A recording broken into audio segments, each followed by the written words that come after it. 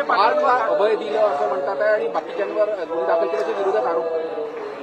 ज्यांना FIR काय असतो हे समजत नाही असेच लोक अशा प्रकारचा आरोप करू शकतात. FIR दाखल करत असताना ज्या एक्सप्रेस्ड पार्टीज असतात त्यांच्यावर FIR दाखल होतो. यामध्ये ती जी कंपनी आहे त्या कंपनीचे जे ऑथराइज सिग्नेटरी आहेत त्या सिग्नेटरीवरच FIR दाखल होतो. तो FIR दाखल झाला आहे. पण हे आपण लक्षात घेतलं पाहिजे की ज्यावेळेस एखादा FIR होतो तर याच्यामध्ये ज्यांनी साईन केली ते, ज्यांनी विक्री केली ते, ज्यांनी त्या संदर्भात चुकीचं रजिस्ट्रेशन केलं ते, ज्यांनी फेरफार केला ते, अशा सगळ्यांवर हा FIR दाखल झालेला आहे.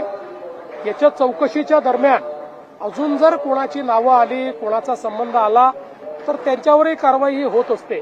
पण आता जो FIR केलेला आहे त्याच्यामध्ये कोणालाही डावललेलं नाही. नियमानुसार ऑथराइज सिग्नेटरी, नियमानुसार पॉवर ऑफ अटर्नी होल्डर हे FIRचे जबाबदार असतात. त्यांना जबाबदार धरलेला आहे. संपूर्ण जो करार झाला त्याच्यात शीतल तेजवानी एक नाव होतं, पण करार रद्द जे झालं त्याच्यात शीतल तेजवानी हे नाव नाही. ते मी आता बघितलेलं नाही आहे. ते बघितल्यानंतर मी सांगू शकतो. सापडले तर इथून पुढे त्यांच्यावर कारवाई होईल. असं आहे की आता तुम्ही अहवाल येऊ दिला पाहिजे.